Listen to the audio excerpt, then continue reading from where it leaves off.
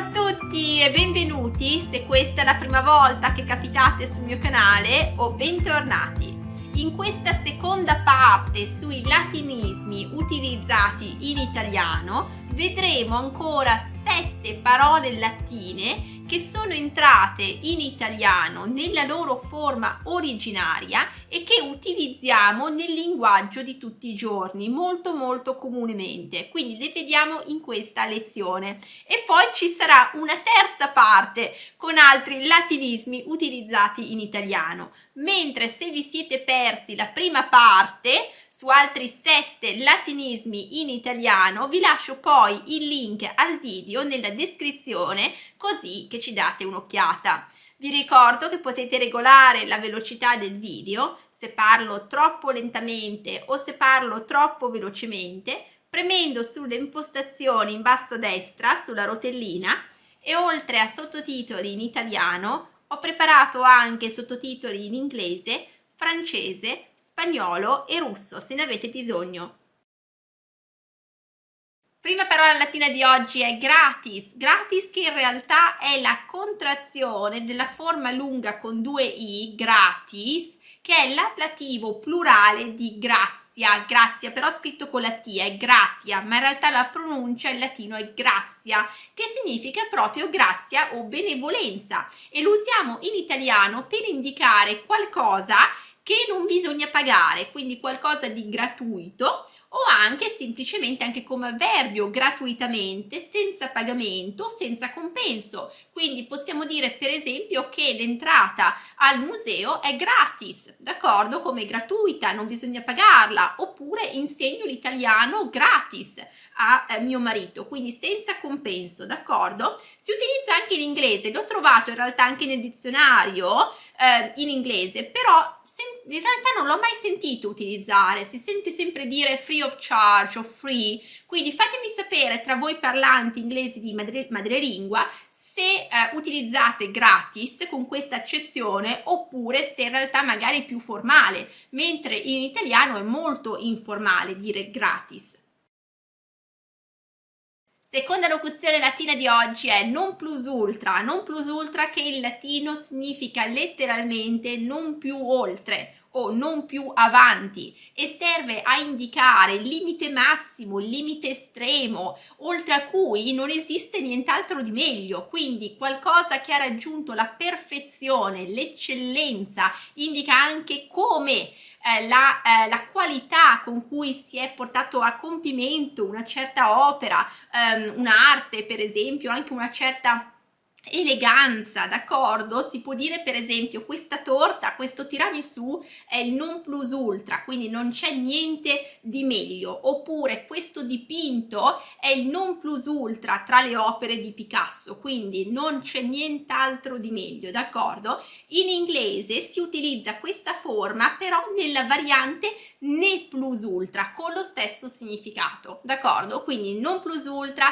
né plus ultra in inglese, non esiste nient'altro di meglio rispetto appunto a questa cosa a cui ci riferiamo. Terza locuzione latina di oggi è carpe diem che è famosissimo, possibilmente utilizzato immagino in tutte le lingue del mondo e significa letteralmente afferra il giorno, anche se viene più comunemente tradotto come cogli l'attimo, suona molto bene, in realtà è comunque una traduzione efficace anche cogli l'attimo, ma letteralmente significa afferra il giorno. E da dove deriva questa espressione? Questa espressione era stata utilizzata per la prima volta in realtà dal poeta latino Orazio nelle sue odi.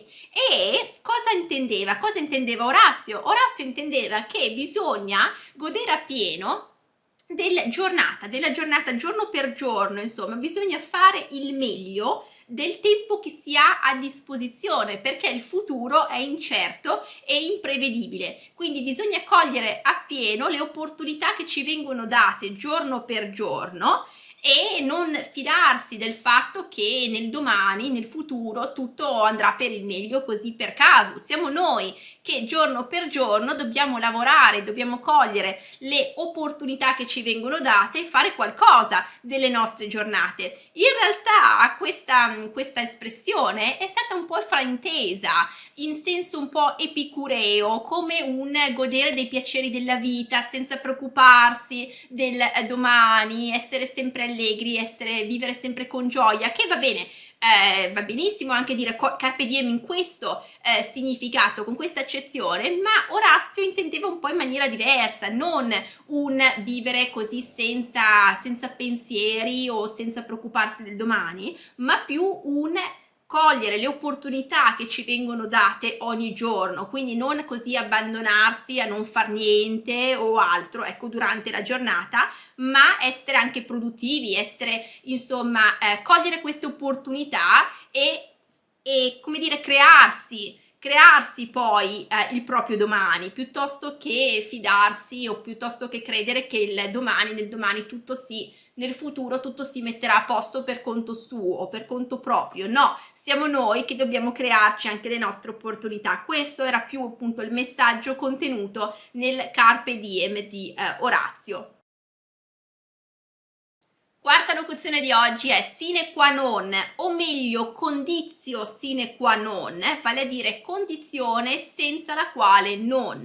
E in un contesto giuridico questa espressione indica che è la condizione senza la quale non si può verificare qualcosa, non si possono produrre anche gli effetti. In realtà, per esempio, si utilizza nei contratti e si appone questa clausola sine qua non, quindi senza, come dire, che se non la osserviamo allora il contratto sarà nullo, per esempio. Quindi una condizione assolutamente necessaria, imprescindibile, che se non la si osserva allora non si potrà compiere un'azione, non si potrà verificare qualcosa anche, ecco, più in senso esteso, e viene utilizzata anche nell'ambito matematico, in certe formule, per esempio dimostrazioni matematiche, è proprio quella condizione necessaria, condizione sufficiente o non sufficiente per l'accettazione dell'enunciato. Quindi in contesto giuridico, in contesto matematico e poi più per esteso anche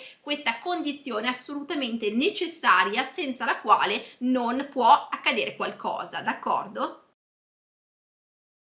Quinta parola di oggi è video, possibilmente una sorpresa un po' per tutti, non è una parola che magari pensavate viene dall'inglese, è venuta dall'inglese in italiano, in realtà no, video è latino ed è la prima persona singolare dal verbo videre, quindi dal verbo vedere in italiano, ok? Quindi video, e si intende proprio la persona, appunto, io vedo, ecco, traduce, quindi video, e quindi la facoltà proprio della vista, d'accordo? Quindi la facoltà di percepire qualcosa, ecco, con la facoltà della vista. Però nel linguaggio di tutti i giorni video adesso si intende quello che sto facendo al momento, è quello che sto facendo al momento, quindi questo sistema di registrare, di riprodurre, di elaborare, trasmettere immagini tramite un certo apparecchio, in questo caso la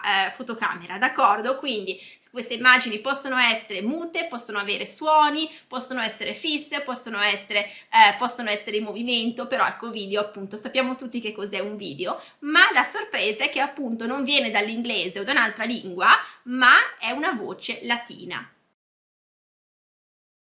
Sesta parola latina di oggi è viceversa che letteralmente significa mutata la vicenda ed è il composto del latino vicis, vicenda, e versus, che è il participio passato di vertere, vale a dire volgere oppure mutare, ed è usato per indicare in senso opposto, in direzione contraria o anche vicendevolmente. Per esempio possiamo dire andare da sinistra a destra e viceversa. Viene utilizzato anche in inglese, ma con una pronuncia inglese, vice versa, ok? Vice versa. Quindi viceversa.